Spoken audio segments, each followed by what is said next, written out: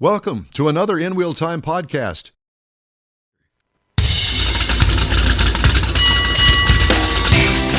From the Sugar Shack Studios in Houston, Texas, USA, it's the In Wheel Time Car Talk Show. Woo-hoo. Just ahead, RoShelle Salinas, Houston Automotive Show, or Houston Auto Show with boats. Right. Well, that kind of couples it up. Throw in a helicopter there, too. Jeff has the cruise-in calendar and the events calendar. We'll have the stories making automotive news headlines this week. Howdy, along with Mike out of this world Mars. We always need more Jeff Zekin. I'm Don Armstrong. Glad you could join us on this Saturday for our live edition of the In Wheel Time Car Talk Show.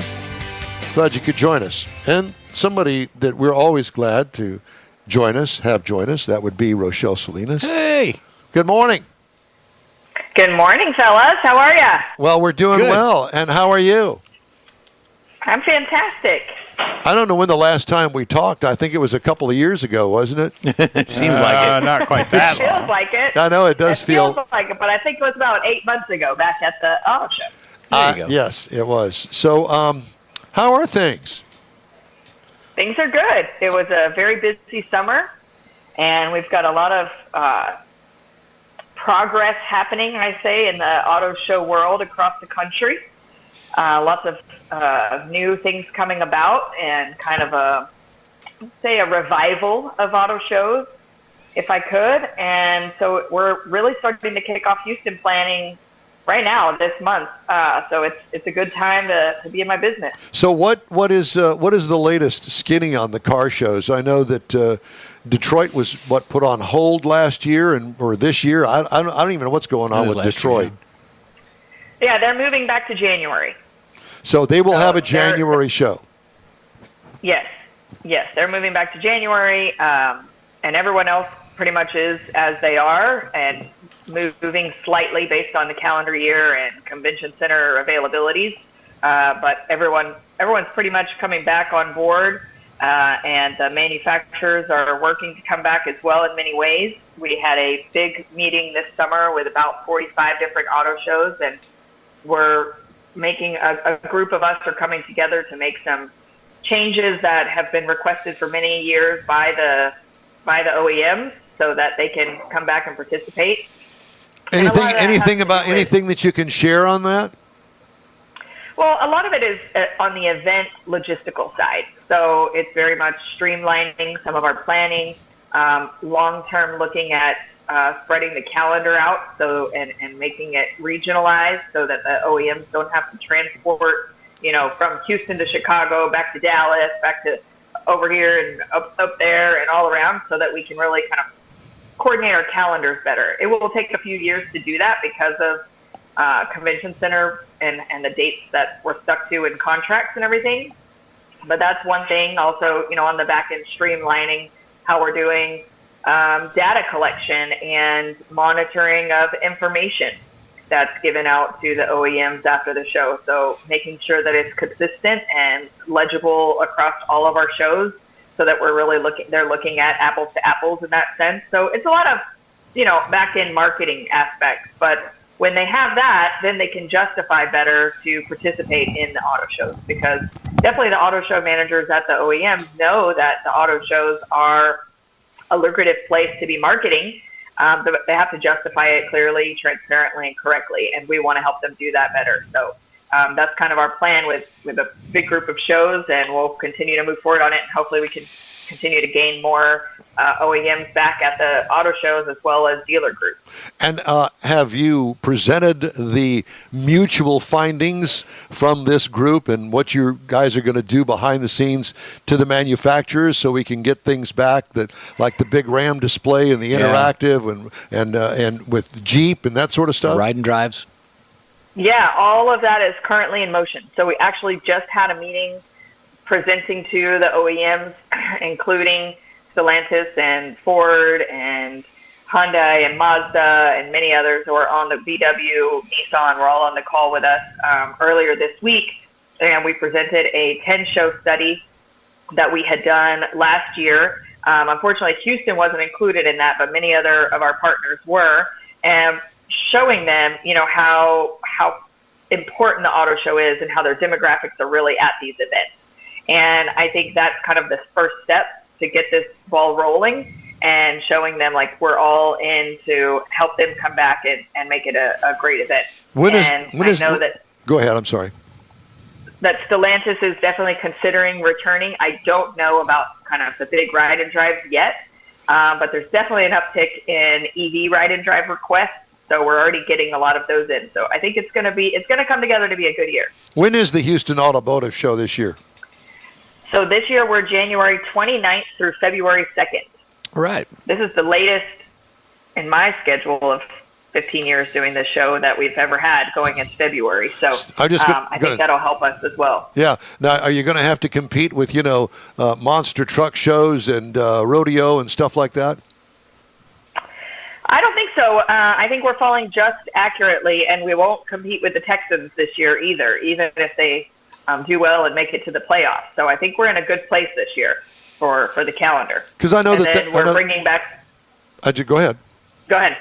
I'm just going to say, because I know that the dates have been an issue from time to time where you're competing with another event or the Texans are playing and we didn't schedule that. Whatever, you can't schedule a playoff game, but but it can interfere, and I know that that hasn't been well taken by the folks at the Houston Auto Show.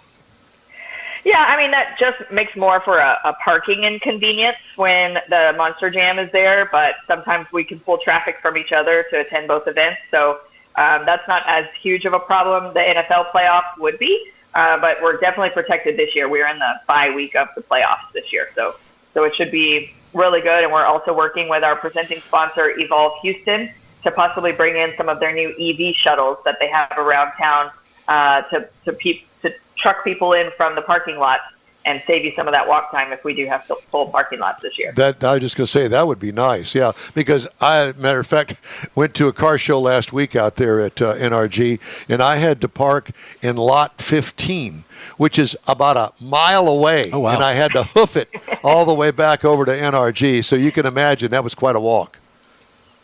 That is a long walk. Yeah. And then walking in NRG alone is a long walk. Yeah, it is. RoShelle, how many auto shows are there across the country during a year?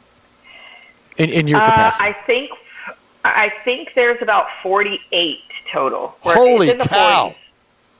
Yeah, but not the size of Houston. Oh, not at all. No, not at all. There's smaller shows in each state, but. Yeah, in total, that's kind of what our group makes up. I mean, I would consider, the state fair, granted the state fair is coming up, and they always have a presence, new car presence there at the state fair, but it's not like the Houston Auto Show. No, and I think that's a kind of an ancillary event within the state fair. It's not such a focus on, like we do, highlighting specifically for these 5 days. Because Dallas does have its own, has its own show. Yes, Dallas and San Antonio and Austin have their own shows as well. Yeah, that would be the smaller cities. They're smaller than ours in attendance, but it's definitely good shows to attend to.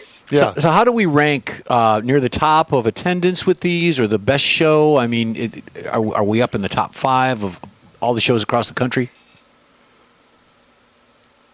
Yeah, we're up there. So L.A., New York, and Chicago are probably the top 3. And then we've got Philadelphia, us, Washington, D.C., and Detroit, kind of filling that top 10. Gotcha. So we're in the top 10. Oh, definitely. Not in the U.S., but Toronto is another massive show as well. And they get a lot of good traction up there, too. So when you guys meet with your fellow auto show production groups, what do you discuss? What is always the biggest topic of discussion?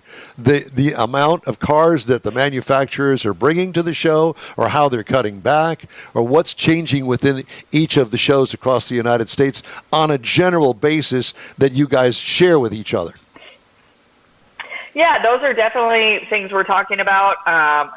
We're sharing news on who's talked to which manufacturers and what they're doing, what decisions they're making. We know that because of this meeting and conversing with each other, that Lexus is not returning as the OEM to any auto shows.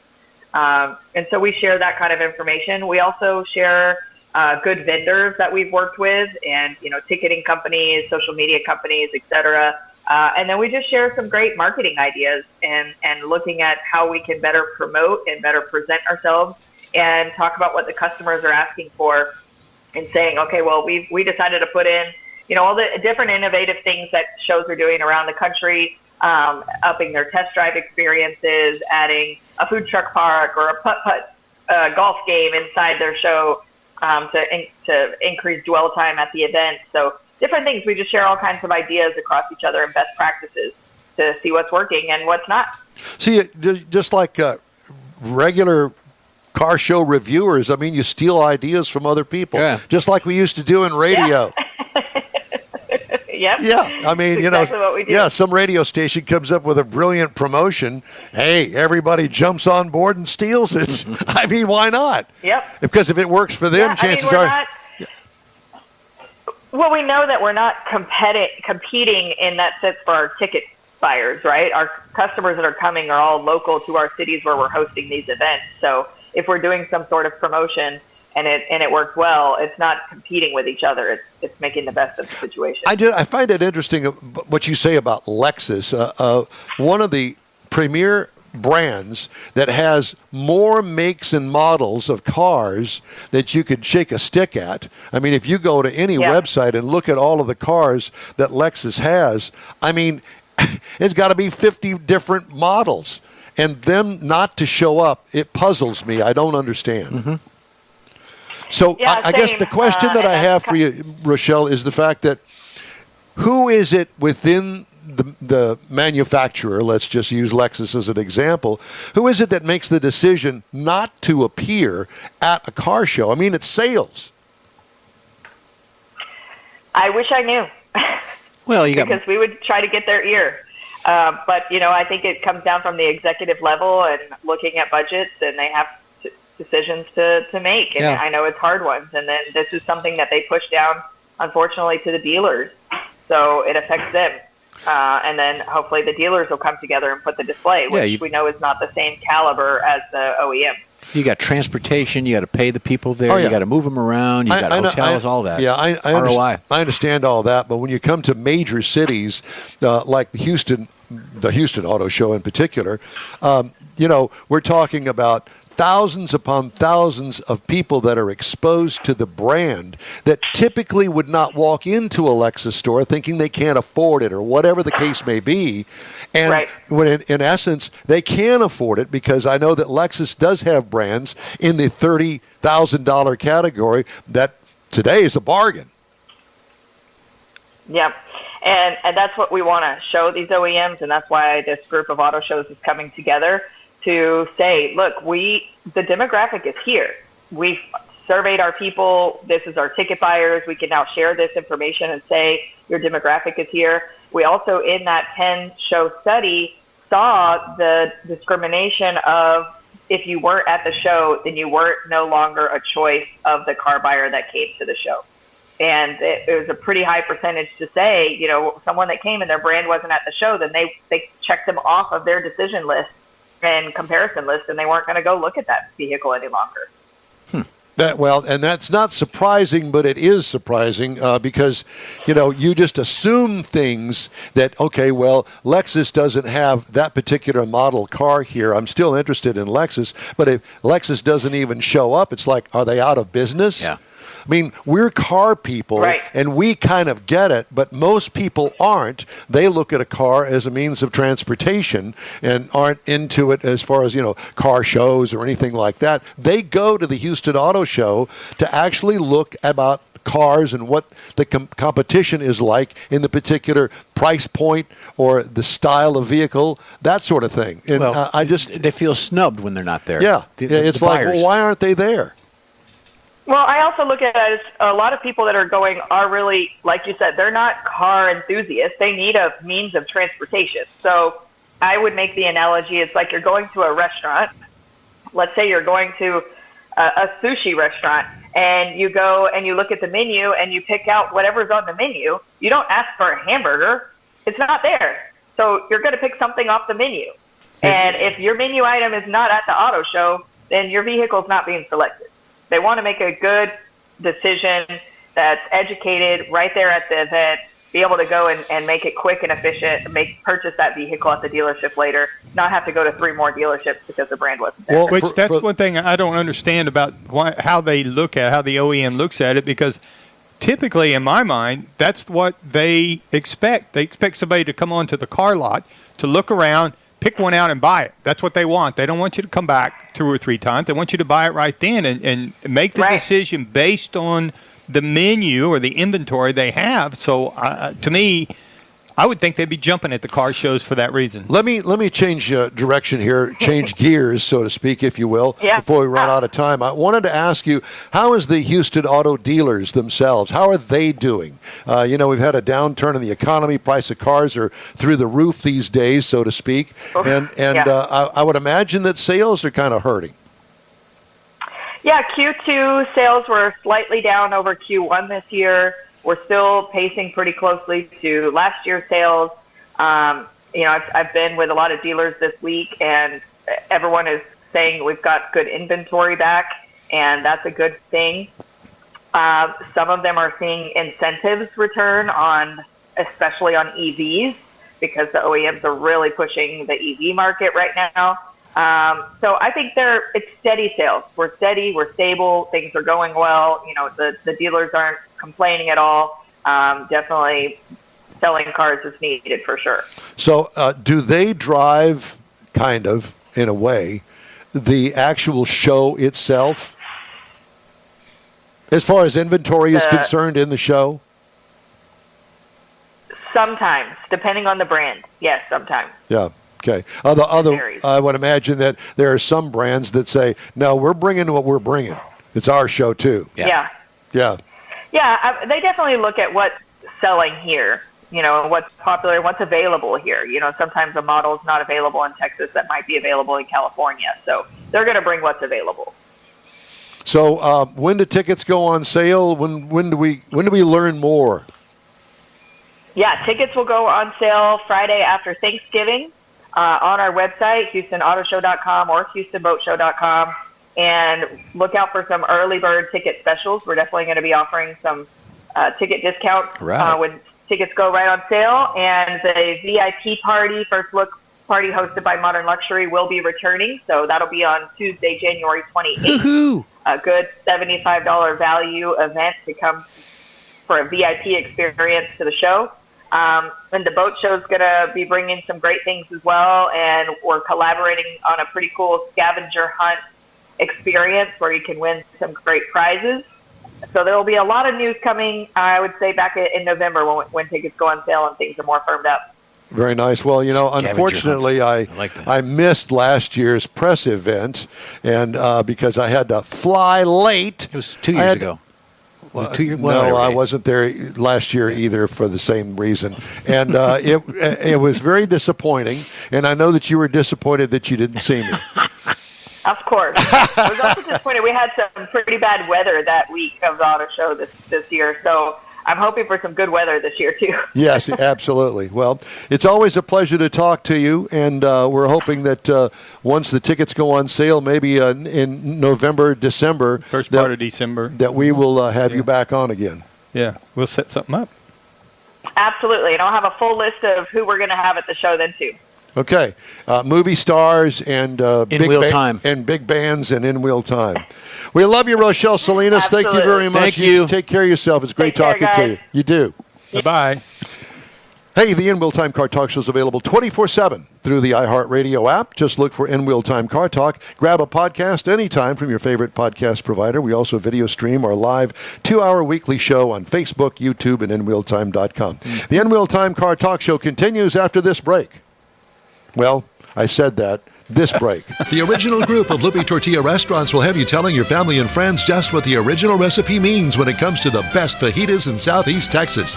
Founder Stan Holt invites you to visit the first Lupe Tortilla near I-10 and Highway 6. Here is the original house that inspired the design of all the rest and the original charm that helped make Lupe Tortilla the go-to destination for Houston Tex-Mex. Nothing can compete with the original lime pepper marinade that everyone will agree makes Lupe Tortilla award-winning beef fajitas the best anywhere.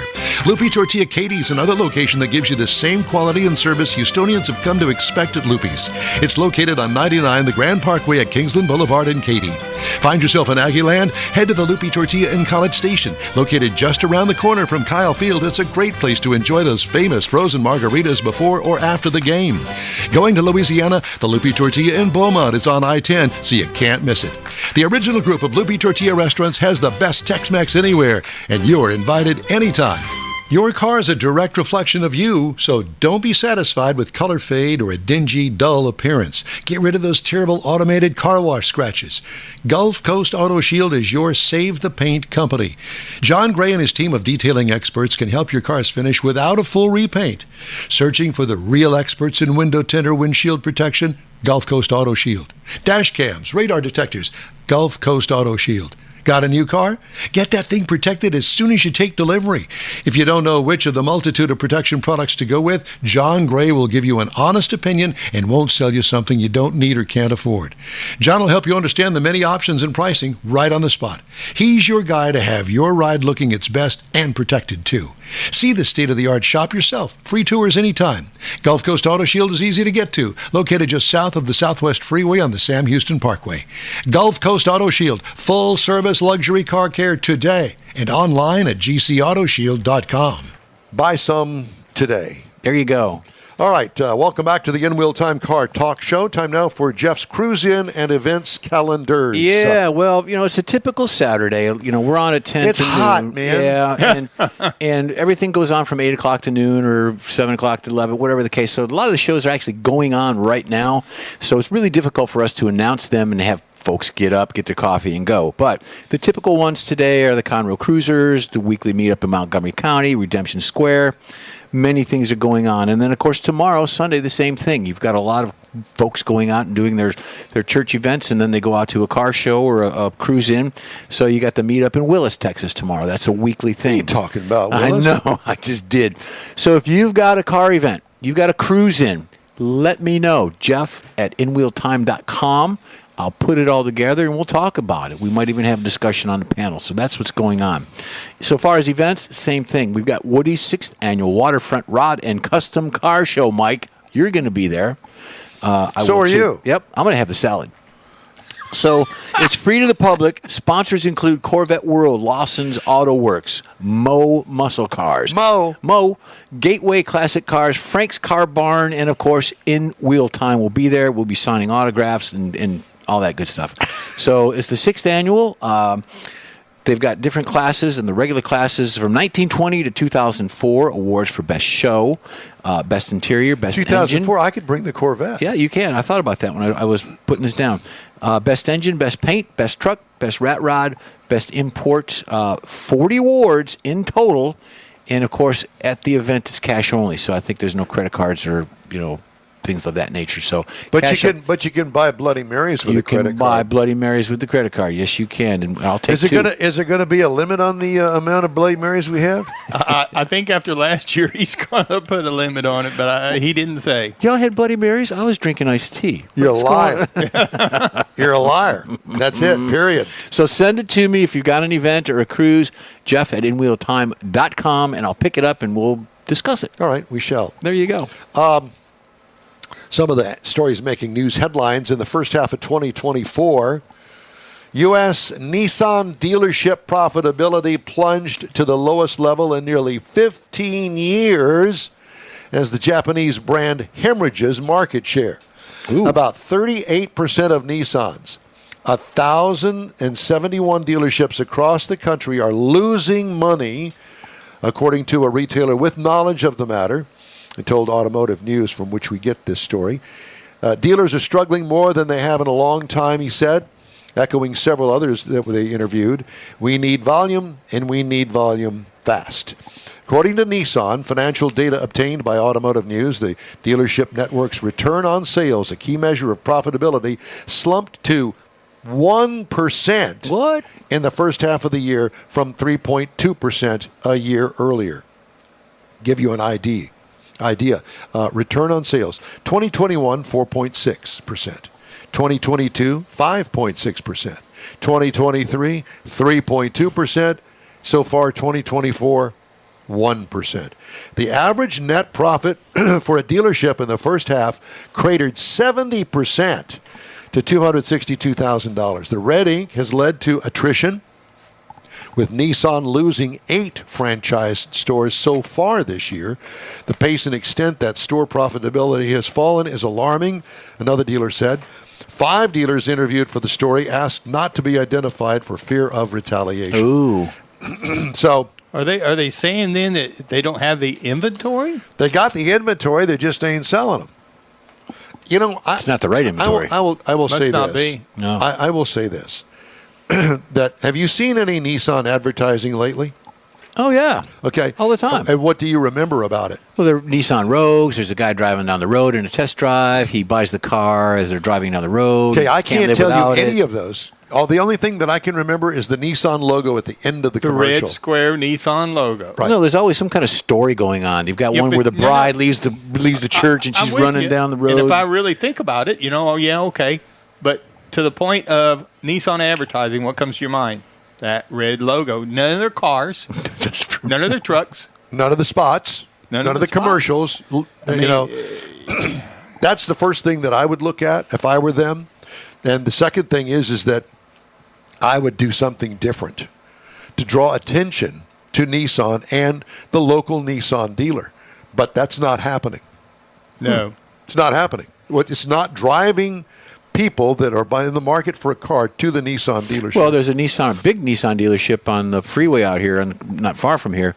Big Taj Mahal. They just went through a big remodel of it. They put new signage up, Is that the one that's big got stuff. the indoor showroom for the used cars and all that stuff next to it? I haven't been in it, but Oh. it's there on the corner of 59 and Well, I think West yeah, Let Airport. me just say this about that. Sometimes it is the dealer, but many times it is the manufacturer that makes the dealer change the outward Yeah. appearance of the store GM did that all the time with Buick and GMC. to attract Yep. And people. they wanted a certain kind of, they were trying to reach a certain clientele. Well, they're upgrading or their buyer. image so they can do better marketing. is what it Right, is. but the Nissan, I got one within 6 blocks of my house, and I couldn't tell you he's there unless I drive by there. I could not tell you he's there or he's open. There's nothing. Wow. And then there's one over in Beaumont, and it's the same thing. It just you don't see anything about them. Wow. There's a problem there. Well, and then you start thinking about the products that excite you. You think about Dodge, you start thinking Challengers, Hellcats, Chargers. They're not there either. Well, I know, but I mean, it all comes to mind. But Nissan, what? Well, What happened? with Dodge, Exactly. I think of those commercials where they had the Dodge brothers and they were competing. Exactly. Those old school ones. But things that That's you what could attracted Got me. a Hemi in it. Got a Hemi in that. Got a Hemi in there? Yeah, I mean, but there's things, Ford's done some, Chevrolet's done some, but Nissan they seem to have gone quiet. United Auto Workers said on August 13th it's filed charges with the National Labor Relations Board against Donald Trump and Tesla over attempts to threaten and intimidate workers. The action came after Musk and Trump held a 2-hour conversation on social media platform X the evening of August 13th, during which the two discussed workers walking off the job and going on strike. Okay. Well, you got to have something to, Hang your hat on? yeah, Okay. I'll remember that. got to have something Not. to whine about. GM is recalling 24,200 all-wheel drive midsize electric crossovers in North America because of a software fault that causes the anti-lock braking system to falsely activate. Oops. The recall affects 23 and 24 model Cadillac Lyric models, the first electric vehicle produced by Cadillac. ABS may activate at speeds below 25 miles an hour on dry surfaces, reducing brake effectiveness and increasing the risk of a crash. Duh. So they'll call you. But be aware, if you're driving a Lyric. Speaking of EVs, did you see the comment that Richard Buzz Smith, the EV Angelus. Yeah, The made on your review of the Blazer. What's EV? that? Oh, No, you didn't I see didn't it. see it. He said he was so shocked he had to get up off the floor. He was so shocked. Oh, because you gave it on a positive side. Positive side. Yeah, no, that's a nice. Well, he was honest. He said he prefaced that. Well, I know, but Buzz just said he was shocked that you were so positive about it. Buzz seems to be on the floor a lot. He does, doesn't he? It's truly amazing. We can't understand why. Hey, we'd love to hear from you. Shoot us an email. The address is info@inwheeltime.com. Back with more of the In Wheel Time Car Talk Show after this. Well, Again. I said that. Mm-hmm. Oh, I did something over here That's that I okay. wasn't supposed to We're do. not watching. Okay. Pro-Am Auto Accessories has been serving Houston's auto enthusiasts since 1984, providing world-class products for sports cars, European sedans, and American muscle. Pro-Am is known as the place to go to find exclusive and hard-to-find parts and accessories. Pro-Am is one of the very first distributors in the USA for brands such as Recaro, Redline, Momo, Corbo, and Simpson. Located in the heart of Houston's premier retail and service corridor, the Galleria area, Pro-Am's walk-in storefront includes an 8,000 square foot warehouse, showroom, and installation bays. Pro-Am not only sells parts and accessories, but also offers installation and service. Pro-Am is now reaching a worldwide audience through Pro-Am.com, taking its local reputation to the rest of the world. At Pro-Am Auto, you'll be dealing with a small group of professionals who truly want to help you with your automotive needs. If you don't see what you're looking for on the website, call and Pro-Am will lend you a hand. Pro-Am Auto, 6125 Richmond at Green Ridge in Houston's Galleria area. Call them at 713-781-7755. The award-winning In Wheel Time Car Talk Show brings you great guest interviews each week from manufacturers and suppliers to the aftermarket, racers, enthusiasts, and other friends just like you and me who love to talk about all things automotive. The In Wheel Time Car Talk Show takes it to the road, too, with remotes at Tailpipes and Tacos, Woody's Waterfront Car Show, and the Hemi Hideout. In Wheel Time's live video and audio stream can be found on the iHeartRadio app, YouTube, Facebook, and InWheelTime.com every Saturday, 10 a.m. to noon Central Time, or grab a podcast anytime from your favorite podcast provider. That's it for this podcast episode of the In Wheel Time Car Show. I'm Don Armstrong, inviting you to join us for our live show every Saturday morning on Facebook, YouTube, Twitch, and our InWheelTime.com website. Podcasts are available on Apple Podcasts, Spotify, Stitcher, iHeart Podcast, Podcast Addict, TuneIn, Pandora, and Amazon Music. Keep listening, and we'll see you soon.